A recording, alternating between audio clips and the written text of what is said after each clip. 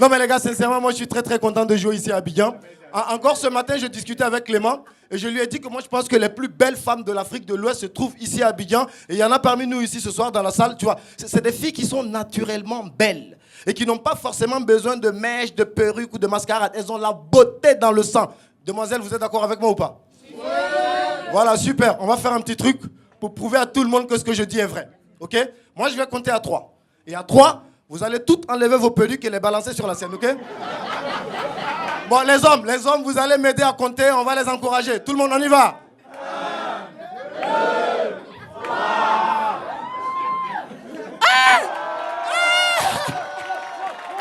Alors là,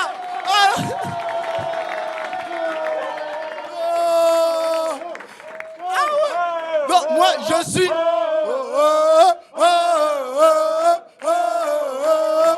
Mais il faut que tu te mettes debout. Sincèrement, il faut que tu te mettes... On applaudit pour elle. Allez, tiens, ma chérie. Non, mais ça, c'est du courage, tu vois. Parce que moi, il n'y a pas longtemps, j'ai fait ça à Dakar. Les filles ont vraiment enlevé les perruques. Et après, nous, on avait du mal à faire la différence entre certaines filles et leurs frères. Je sais pas, on a des Sénégalais ce soir ici? Il n'y a pas de Sénégalais? Ah, t'es seul, frère. Il y a quoi? Qu'est-ce qui n'a pas marché? Non, mais moi j'adore le Sénégal parce que c'est les gars, généralement, c'est des mecs qui sont bien noirs, bien foncés et ils assument. Ça, c'est beau. Partout, c'est pas comme ça. Tu prends par exemple un pays comme le Congo. Moi, le respect que j'ai par rapport au Congo, c'est la religion. C'est des gars qui connaissent, ils prient beaucoup. Je suis allé au Congo et les 3 principales religions que j'ai vues là-bas, c'est l'islam, le christianisme et la dépigmentation. Là, les mecs, ils sont à fond là-dedans. Mais les Sénégalais, ils sont bien noirs et ils assument ça. Parce que nous-mêmes, souvent, on diabolise la couleur noire. À Abidjan, on a tous fait ça un jour. Tu perds quelqu'un de proche, le moyen de l'annoncer sur les réseaux sociaux, ce qu'on fait, c'est quoi? Notre photo de profil, on la change, on met juste une image noire.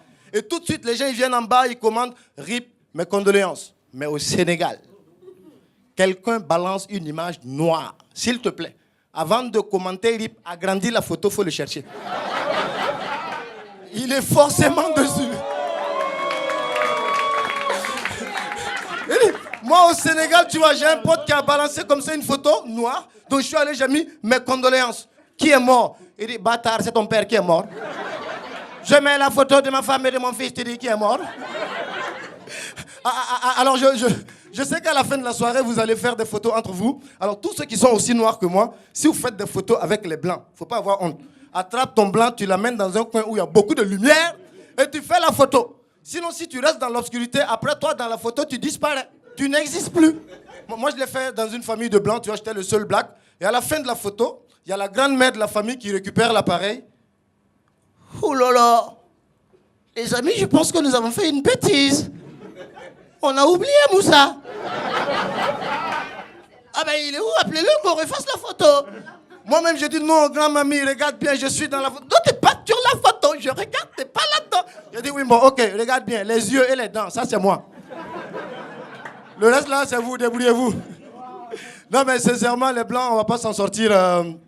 Mais je vois, il y a des blancs quand même dans la salle, mais il n'y a pas de blanches. Elles sont où?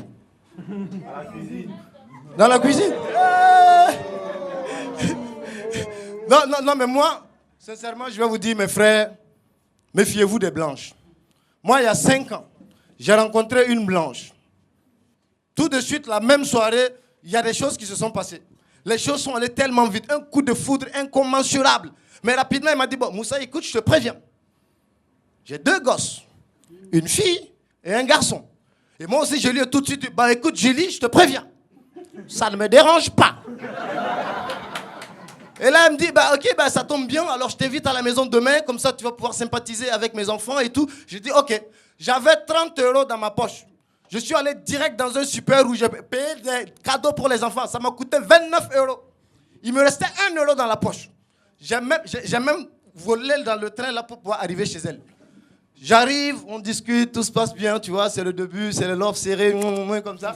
Et à un moment donné, je lui dis, bah écoute, Julie, je vais rentrer, si je pouvais voir tes enfants, leur faire un petit câlin quand même avant de partir. Elle me dit, oh là là, désolé Moussa, je manque à toutes mes obligations. Allez, viens, ils sont dans la cage. Je suis. Effectivement, elle arrive, elle ouvre la cage. 2 souris. Une femelle et un mâle. Ça m'a fait mal. Quand j'ai pensé... merci. Quand j'ai pensé à mes 29 €, mes larmes ont commencé à couler. Et quand elle m'a vu pleurer, tout de suite, elle m'a pris dans les bras. Oh là là, en plus, t'es mimi, t'es touchant. Oh là là. Et pour m'enfoncer, même, elle dit, tu sais, Moussa, ces souris-là, moi, je suis leur maman. Et si moi, je suis leur maman, ça veut dire que toi, tu es leur. Moussa, tu es leur. Indigné par mon silence, il y a une des souris qui a crié, papa! Il dit, toi, là, on t'est mangé ici, tu vas voir. Non, mais sincèrement, les Blancs, nous, on ne peut pas s'en sortir avec les Blancs. Tu prends, par exemple, nos frères africains, souvent, tu vois, qui traversent l'océan, qui partent en Europe. Quand ils arrivent sur les côtes, quand on les récupère, on les trie immédiatement. On met les adultes de côté. Et tous ceux qui ont moins de 18 ans, les enfants, eux, on les récupère, on les loge, on les nourrit, on s'occupe bien d'eux, on les place dans des familles d'accueil et on les appelle des mineurs non accompagnés. Ils sont fragiles. Ça, c'est mal connaître l'Africain. Moi, à un moment donné, je jouais dans le sud de la France. Donc, il y a une dame qui vient me voir dans les coulisses. Elle me dit, ok, Moussa, tu sais, ton public aujourd'hui, il est particulier. C'est des enfants qui ont traversé l'océan, qui ont vu des morts, qui sont certainement traumatisés. Donc, il faudra aller tout doucement avec eux. J'ai dit, ok, il n'y a pas de souci. On m'annonce. Je monte sur la scène. On allume la salle. Je regarde les mineurs. Parmi eux, il y avait mon oncle.